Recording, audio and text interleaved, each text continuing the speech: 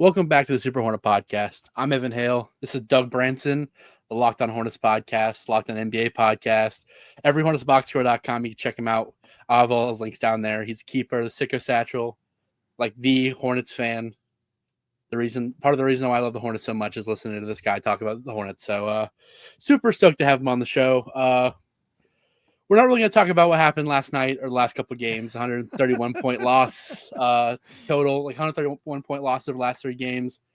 I think it's like 20 points more than the second place worst finishing. So other than KJ Simpson and Seth Curry looking decent, we're not going to talk about that. We are going to talk about the future of the Hornets and what we want to see happen this offseason. So we stopped losing by 131 points over a 3-game stretch. Doug, do you have any like dream prospects for the offseason, like free agency wise? We're going to have a decent amount of money out. We still have to pay Trey Mann. We still have to, I think we're going to have to pay, or at least pick up the offer, like the team option on Mark Williams, but we'll still have some money. Do you have anybody you're looking at? I know Miles Turner is going to be on the list, and you always talk about him with the Hornets. Yeah, I mean, it's really difficult when you look at the free agency list, particularly now, because I think in the NBA, we've started to see more and more that even if you're due to become an unrestricted free agent, there's just so much incentive for player to stay with team and team to stay with player, because you're particularly for the teams that are already trying to compete, they are looking for roster consistency and and we'll see what the salary cap does over the next few years, but just like retaining talent with the way that's particularly like a post TV contract world, just like retaining your talent is always going to be more cost effective than constantly going to the well of free agency for other people's talent. So, I think like I love the idea of Miles Turner. I love the idea of Naz Reid, who is he's looking great right now for Minnesota. So good, in fact, that I'm not sure what Minnesota is going to do once Julius Randle is healthy again. I mean, the fact that that's even a legitimate question, I think, speaks a little bit to what how the Randle fit has been in Minnesota, but I think it speaks more to how well that Naz Reid has been playing. So, like, all those names are great, but it's just this question of, will the Hornets be willing to invest the kind of money that it's going to take to convince a Naz Reid not to re-sign with Minnesota, or a Miles Turner not to give it another run with Indiana or go somewhere else? Because the Hornets, I think, will have to overpay. And it's less about, Charlotte being a small market or, the city not being attractive. I don't even think that that's as much a factor for players anymore. Yeah. I think this has been a trend that really started. We started having these conversations when LaMarcus Aldridge took a meeting with the Lakers and left the meeting, was like, nah, I don't want to go there. And I think that was like when we first started podcasting around, in the 2014 to 2016 zone. And we started to have these conversations about like, wait a minute, players don't really care about going to the big markets anymore, because you could play in San Antonio, you could play in Oklahoma City, and you could still market your brand from those locations. What players are starting to care more about is, can I go somewhere where I feel like, A, I'm going to win because winning is fun and losing is not fun, and where my talents can be best developed. So that means relationship with head coach. That means investment in facilities, investment in practice facilities, investing in training staffs. Is this going to be a good overall situation for me as a player? And so I think the new ownership group for Charlotte, Schlotkin, they are working to check some of those boxes in terms of upgrading the practice facility, in terms of making it more comfortable to be a player who wears a Charlotte Hornets uniform. But they're not winning, and they're not checking that box. Not doing that one bit. Until they do that, until they can prove they can do that with their draft picks and by working around the margins in terms of trades and, savvy, maybe a few buy low prospects in free agency, until they prove they can do that, we can sit here and dream about free agent prospects all we want. I just don't think that's going to be reality for Charlotte. I think more of a reality would be moving some of those assets in some kind of trade scenario. Yeah, that's definitely what I was kind of thinking. I mean, I think the NBA becoming such a player marketed or organization, league is Yeah. huge for players keeping where they are, especially now with your super maxes, everything too. If you're a star player, you can get paid more where you're coming from, or like where you were drafted to. You're available to you're still marketable because if you're the best player on your team, odds are you're going to be able to get deals and be seen if you're good enough. Your team's good enough. I mean, LaMelo was led the All-Star voting this year, for all East guards. So I mean, you have your market no matter what. I Right. think it is going to have to be a trade situation, for the Hornets, at least this offseason. I I'm really still happy with, like, I think that this ownership group and Jeff Peterson, they can get people in the door, maybe not this offseason, but in the future, just because I really do believe in them. I think other than drafting Tijon, which has been a hot button topic of the fan base, people not being happy with them taking him. I think they've done pretty much everything right so far. I mean, they've only been ownership's only been around for about a year, and Jeff Peterson came on in the offseason, but I haven't had very many complaints about them. I mean, talking about them, with other people, I think we've won every trade we've made. You know, Jeff Peterson was part of the Brooklyn Nets who, established that really good team that failed because of people above Jeff Peterson, unfortunately. I just think this front office will be able to, but this offseason is not. It will have to be a trade situation. Who do you think are those trade pieces for the Hornets this offseason? I imagine Mark Williams has already been traded once. I imagine he's probably open to be traded again, depending on his value. And Miles Bridges is always a topic piece, and we have 9 first-round picks in the next 5 drafts. Yeah, it's totally. So I think, in terms of players, it is going to be Miles Bridges. Because of the injuries to Grant Williams, I think that, but I think they also want to retain him as a culture piece as well. Mm-hmm. But I think when you look at Miles Bridges, he's a player that has been durable this season, has been effective in a few things that could be valuable. He's not he's not a complete player. He's not an all-star player. So I think you have to temper your expectations about what the return would be. But he's somebody that's going to be, again, relative to, I think, his skill set, on a reasonable deal. Could possibly help facilitate bigger deals with the size of the contract being Mm-hmm. next season it'll be $22-ish, $23 million. So, I think that's somebody that you look at for sure. And I think when they signed that deal, it was a deal that they signed with the idea. I think, when you look at how the contract was structured, you have to look at that as a deal that they were like, all right, we like what Miles Bridges can give us on the court, but we also want to give ourselves an opportunity to move that deal if the right opportunity presents itself. So, I think all of those, all the players that you mentioned there, but I mean, in terms of players, I don't know. It's unless they want to move on from LaMelo Ball, unless they feel like, okay, what we've seen from LaMelo, both in terms of the health concerns and also, is he a number one guy? Is this somebody that we have to, look, we've already made what really they didn't, this front office and this ownership group did not make the investment in the max deal for LaMelo Ball. But is this somebody we want to stick through? And, when it comes to 29-30, do we see a future in which we are making another max offer to retain LaMelo Ball then? Or are we figuring some stuff out where it's like, all right, he might be a good number 2 player, and so, we need to build around whatever we feel like is number 1. If that's Cooper Flagg, if they have the opportunity to draft him, if they feel that that's where Brandon Miller's trajectory is going to take him, then, I think that they could explore that as well.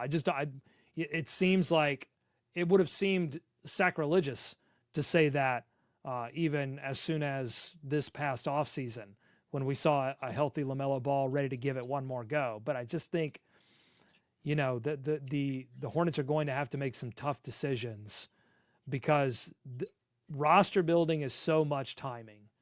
It's understanding what a player is, and because you get a closer look at a player than any other team, and understanding what the perception of that player is around the league, And if those two things match, what does that mean? And if they don't match, if there is a perception that a player is better than you may think he is, and you can maximize that value, then you have to take advantage of that.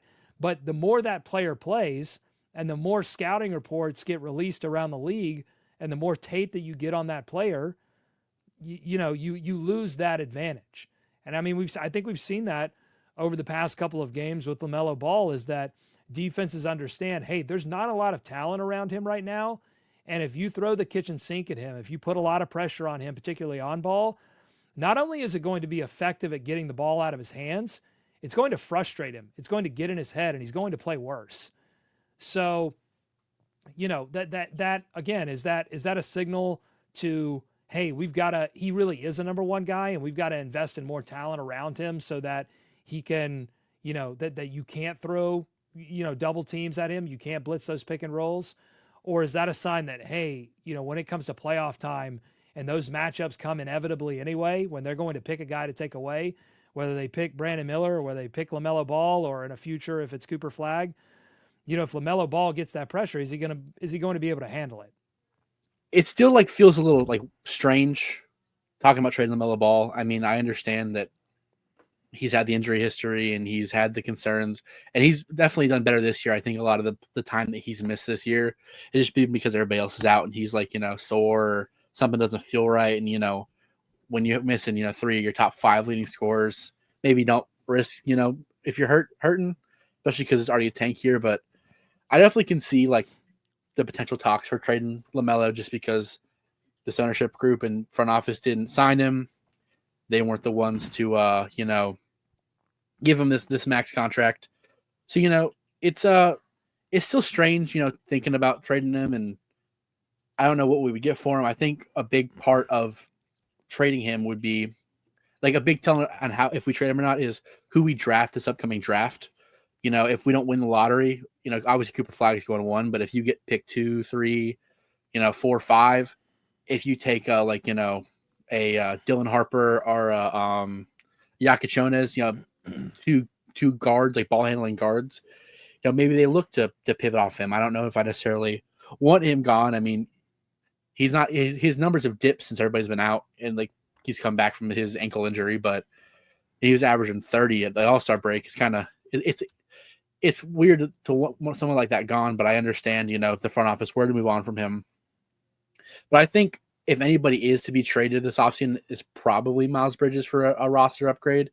But I think it really depends on where we land in the lottery. I mean, you get Cooper Flagg at 1, he's going to play power forward. You might not want to keep Miles around at that point. I know he's a big culture guy, but it depends on if you can upgrade your roster at that point. We have 9 picks, 9 firsts, 15 overall picks, to be that we could, or more than that. It's 23. I just made a video on this the other day. We have 23 tradable picks. If you can go and get somebody to fit your roster, or add depth, you saw we started 6 and 9 with Grant and Trey healthy. When this team has depth, and I think they can be decent, especially in this weak Eastern Conference. I don't even think it would take as much as it appears with all these losses we've had. I think a big part of it is just we're missing 50 points per game right now with injuries.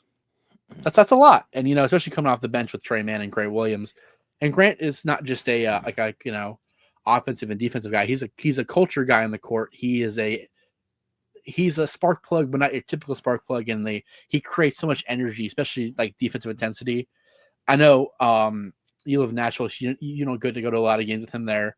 I try to make it up when I can, but his communication on the court is something I'd never seen with a Hornet before. And it's you could tell it really kind of breeded that infectious kind of energy with the team, with intensity on the defensive side, and he was immediately missed, not just from a production standpoint, but just from a being on the court standpoint. And I'm glad to see him in the arena again now that he's finally up and walking good. But he wasn't there for a while, and it was kind of sad. But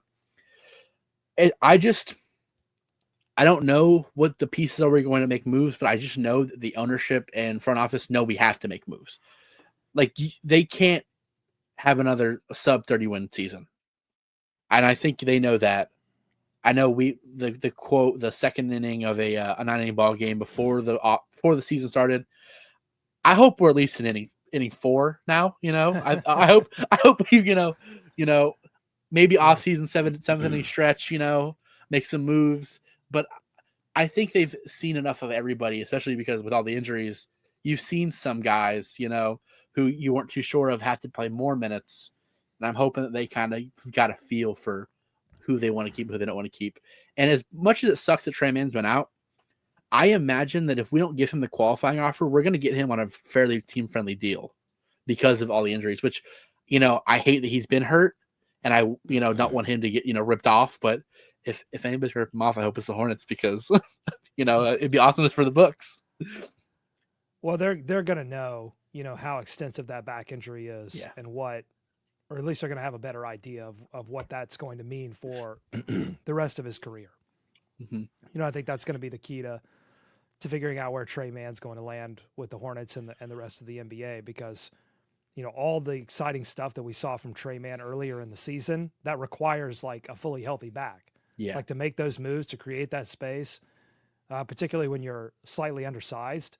Like same thing with Nick Smith Jr. and KJ. Like they can't do it without ankles, knees, and back. Like you lose if one of those goes down, unless you're just a bang on shooter, you don't really have much of a future in how the game is played today.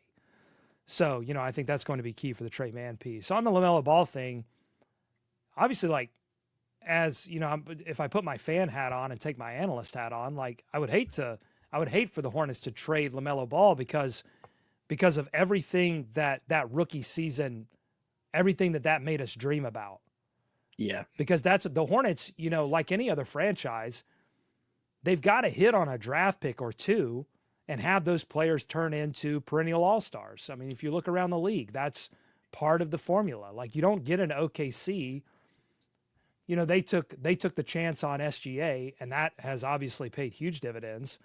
But you don't get that without Jalen Williams, without both of the Jalen Williams, without all of the picks that they've made work. You don't get that, and so it would be about what can you get back for LaMelo Ball, but obviously it would be disappointing to make that move. But at the same time, again, all of this is about timing. You can't have sacred cows in this league. You have to understand like what a player's value is and what the maximum return on that value is trade versus what you can expect from him as a player.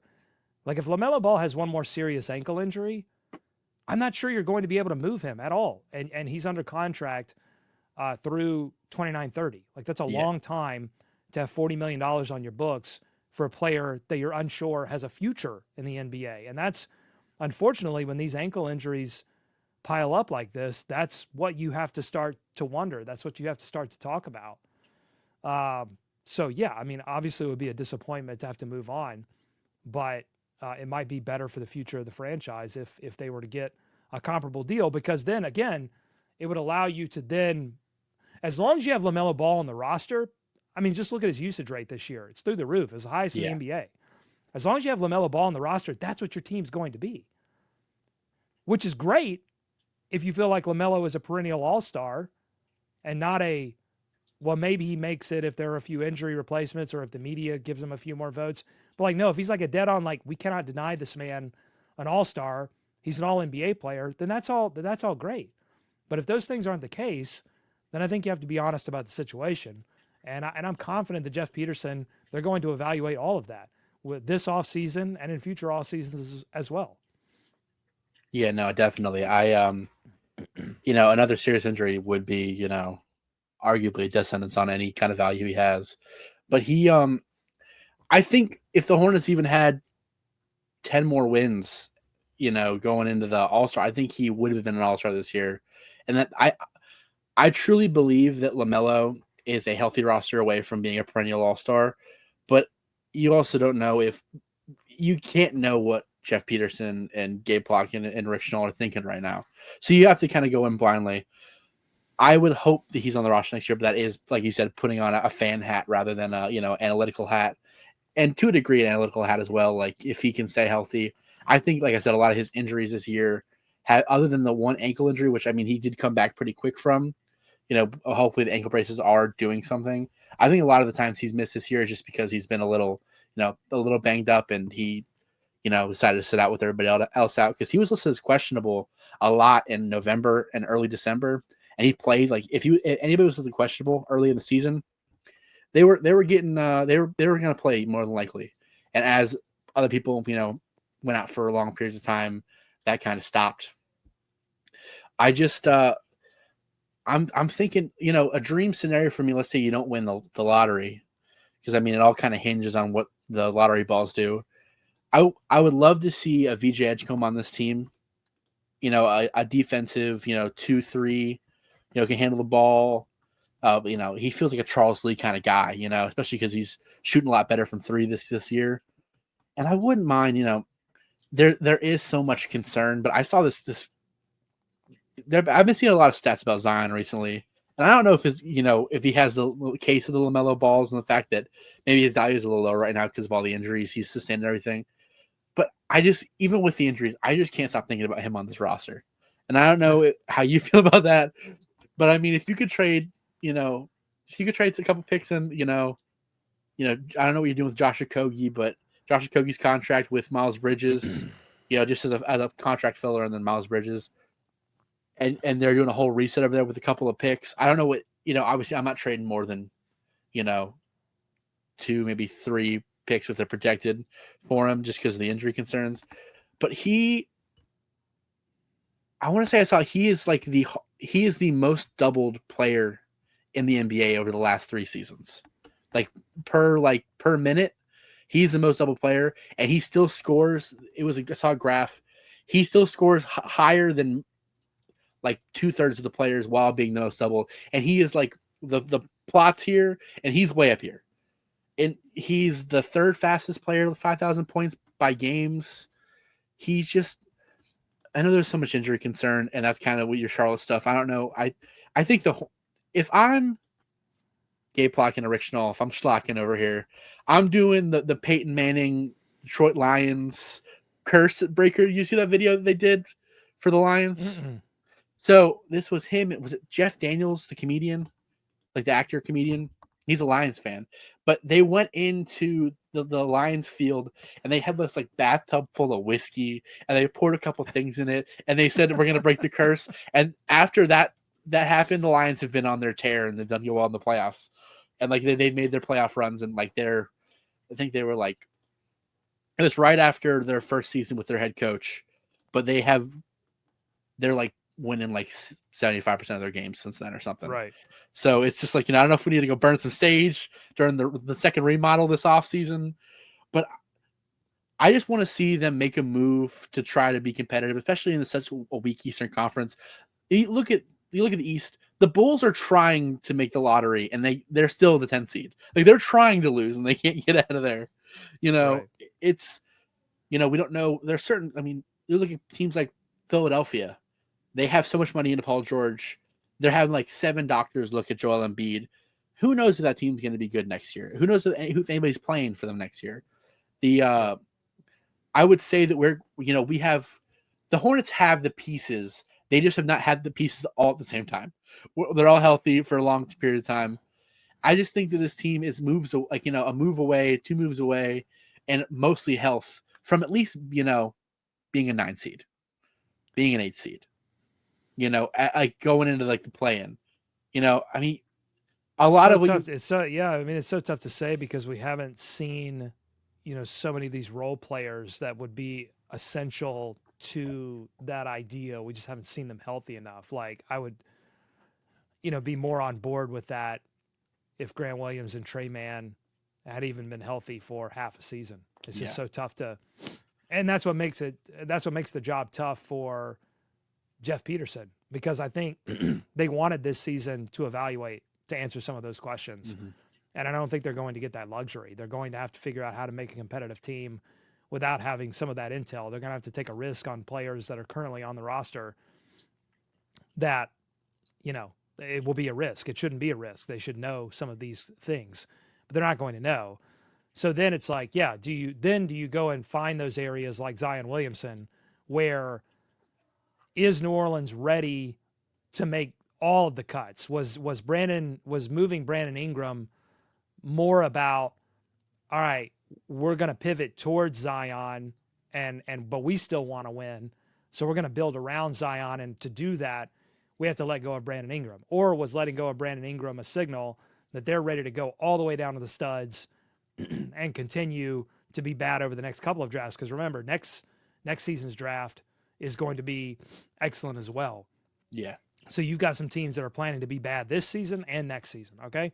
So and that might be in the Hornets calculus too. If they are truly in the second inning of a 9-inning ball game, again, we can talk about Zion Williamson and we can talk about all of these dream scenarios to bring in free agents, but all of that's built around the Hornets wanting to seriously win, because there's things that you can do to get this roster where it could compete next season.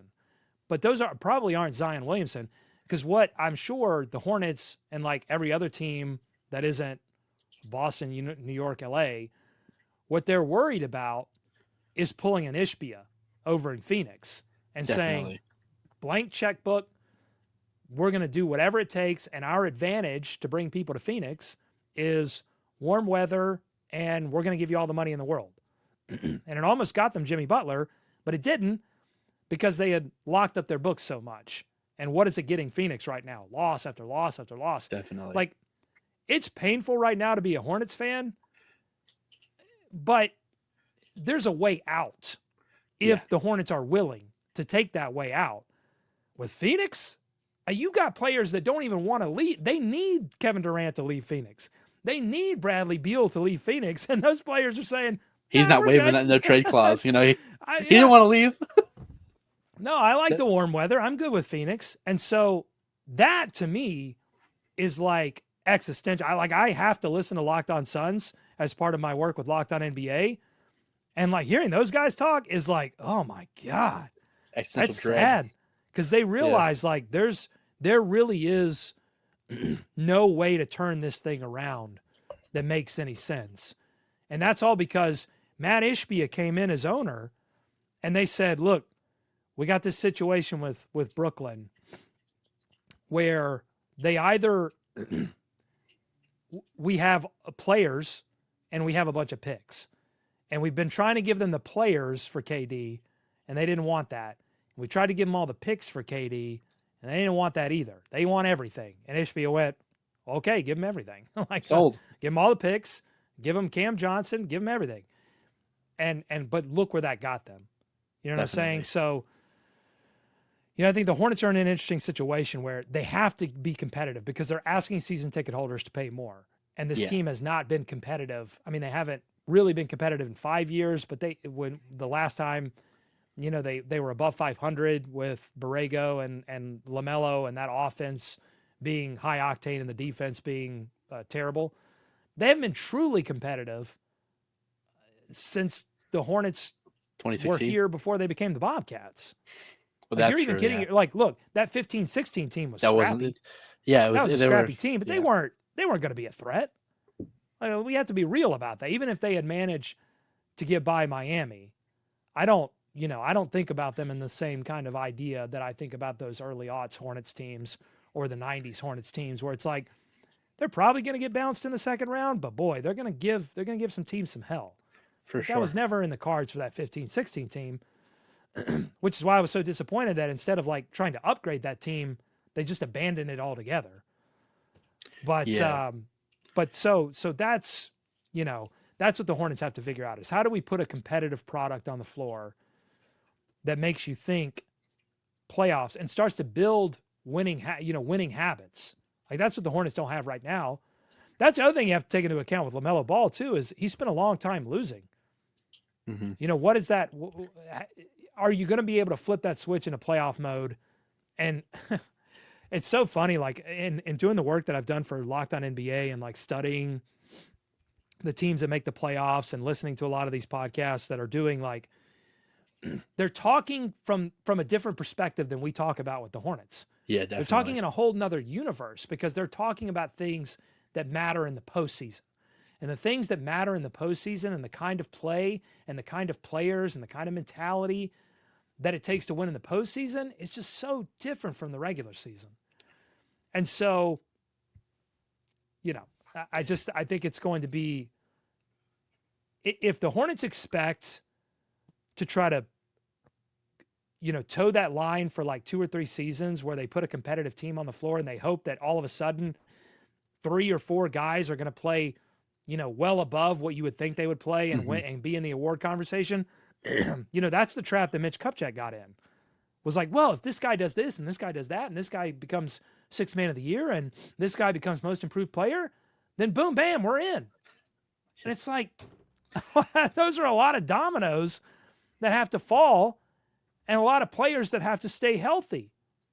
Teams that, particularly like middle-class teams, your 6, 7, 8 seeds each year, if we're talking Eastern Conference, this season's Detroit Pistons, they went out and got Tobias Harris, and he's been really good for them. Or Indiana Pacers. I mean, they spent years building that team and taking risks. Like the deal that sent Fox, away from the team and brought in Halliburton and brought in all these guys. Those were risks that they took. Calculated risk, but those were risks. Bringing Pascal Siakam, that was a big contract, and they didn't know how that was all going to fit. But they're going to be in the postseason this year. They are. Comfortably. They're going to comfortably be in the postseason this year. That takes financial investment. That takes risk. And so, if the Hornets are really serious, I think they should do that sooner rather than later. I don't think they should go like full Ishbia and go and go get Zion and go get X, Y, and Z and bring in all these players and fully reshape the roster. But I think they have to do more than they've done in the past for sure. Yeah, definitely. Detroit is a team that I often look at. I was really high on them in the offseason. I talked a lot about it, like online, like on Twitter. I was like, this Pistons team, if they stay healthy, I really believed in them. And, they haven't even stayed healthy. I mean, they lost Ivy for the rest of the season, or he might come back at the end of the year. But they've looked comfortably, they look comfortably in, they're going to make the playoffs. And you look at Ishbia and there's definitely concerns with that. And I don't want them, the Hornets to go spend everything. But I think the fact that they have first prioritized acquiring capital and acquiring assets before, they can make a move makes me feel a little bit better about, the which direction they're looking at for the future. But I just feel like this team is. They are. If you're looking for a model, I think Detroit makes the most sense because that's a team that did a lot of losing, a lot of historic losing. I mean, I was tracking them for a while to see if they were going to beat Bobcats. That 7-59 Bobcats record, right? And then all of a sudden, they're winning. Why? Because their best player, their best prospect player, Cade Cunningham, is all of a sudden playing in a way in which people are starting to whisper MVP. Like, he's not going to win it this year, obviously, but he might get some votes. LaMelo Ball's not going to get any MVP votes. Maybe he does next season, though. So it's like, but they stayed with Cade Cunningham. They did not abandon Cade Cunningham. So if you're in if you want to argue against moving LaMelo Ball, you look at Detroit and say, you got to stick with it and figure it out. But, now Detroit had that luxury, right? Because Cade Cunningham is still working through his rookie, he just signed now he's on the max. But, they had that luxury for the first few seasons because he was dealing with injuries and his performance wasn't great, but he was still in the rookie deal. And now he's on the max and it's working out for them. So, will it work the same for LaMelo Ball once he gets healthy and once the team maintains health? I think that's a huge question. But, Detroit's been working around the margins too. But they made that savvy maneuver to bring in Tobias Harris, and people scoffed at that. People were like, "Oh, that's not going to work. What are they doing? What are they thinking?" And it's going to be that kind of move. People don't like this that follow the Hornets, but like the thing that's going to unlock the Hornets is going to be something that the rest of the league laughs at. Like Definitely. Jeff Peterson's not going to be able to make the obvious move. Anyone, and it's why it's difficult to give jobs like the Hornets general manager job to like experienced general managers, because they come in and look at the situation and like, God, I'm really gonna have to work hard because Yeah. I'm not gonna be able to make the obvious move. I'm gonna have to make the move that everybody goes, what are they doing? And then it works out. Bob Bass was the king of that. The storied general manager of the Charlotte Hornets during their first run. He was the king of making moves that were ridiculed in the NBA and fans didn't like. You know, when they moved Larry Johnson for Anthony Mason, people were like, are we rebuilding? Like, what the hell's going on? What are they doing? Yeah, And like and that ended up working out. And so the move, you know, and that's where I think if they end up moving LaMelo Ball, whatever that package looks like, I guarantee you, as much criticism as LaMelo Ball has taken across the NBA landscape, I guarantee you some of the same pundits that said LaMelo Ball is not a winning player will be like, what are the Hornets doing? They're exactly. giving up on the only piece of talent they've ever had.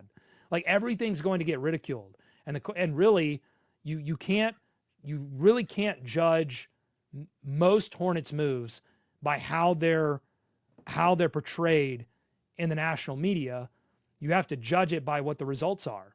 You have to be patient and say, all right, if they trade LaMelo Ball, what's the return? And what does that look like for Brandon Miller and whatever draft pick they have? Tijon Salon, I'll put that guy up. You know, people, Matt Moore, my co-host on Locked On NBA after an episode recently was like, dude, what's going on with that guy? He can't, like, can he play? Is this what? And I'm like, dude, the only thing wrong with Tijon Salon is that he's playing in NBA games right now. Yeah. He should be in the G League. That should Grant Williams is hurt. That's the only reason why he's up. Exactly. Well, and that's what I told him. And of course, you know, and look, you only have so much time in a day. You can only watch so much NBA.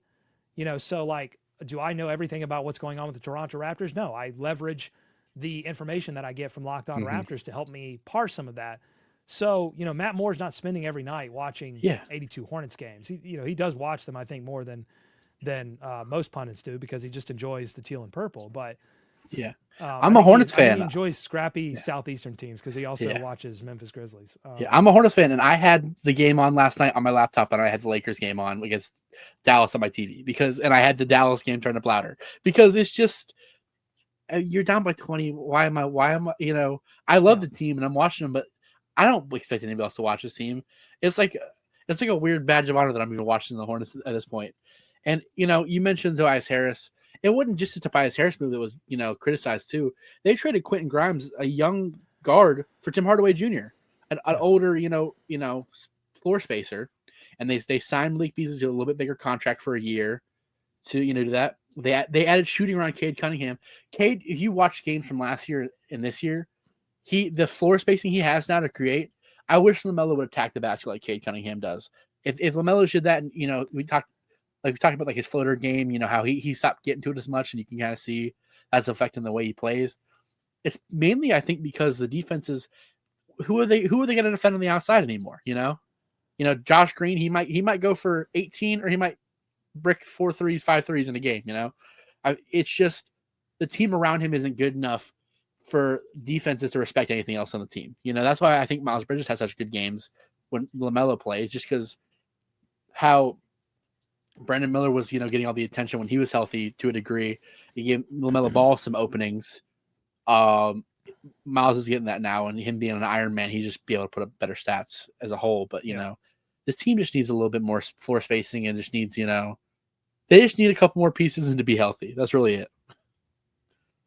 Yeah, I mean, I think that LaMelo Ball has done a better job this season than in any other previous season attacking the basket. The reason he doesn't do it like Cade Cunningham is because Cade Cunningham is bigger and stronger. Yeah, definitely. You know, when LaMelo attacks the basket, he's got to do so in a technical way, in a skillful way, in a savvy way.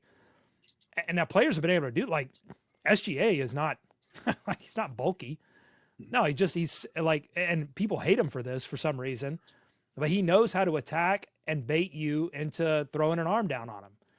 You know, LaMelo has not figured that piece out. He's still, you know, he's still struggling because, like, he gets to the rim and he can get knocked around, and, you know, and officials are not calling it. Yeah, even Trae Young. Trae Young's way smaller than LaMelo. He gets a good whistle to a degree, better than LaMelo. Trae Young baits. Like, Trae Young knows how to play that game. LaMelo, there are a lot of aspects of the game that LaMelo is super skillful at. And, you know, his deep three is something that Cade doesn't. Like, every player is going to be different, and they're all going to have their weapons, right? LaMelo's floater is really good.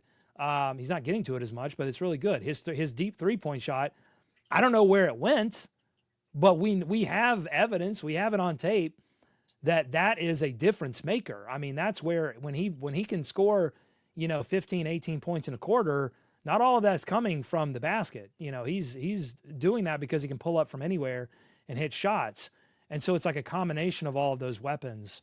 But yeah, Cade's been amazing, and I think there's been this convergence, and this is what always happens when teams rise up like Detroit, is there's convergence between your best player elevating their game, which then elevates the role player's game, but also all of those role players responding to the moment and adding something to their game.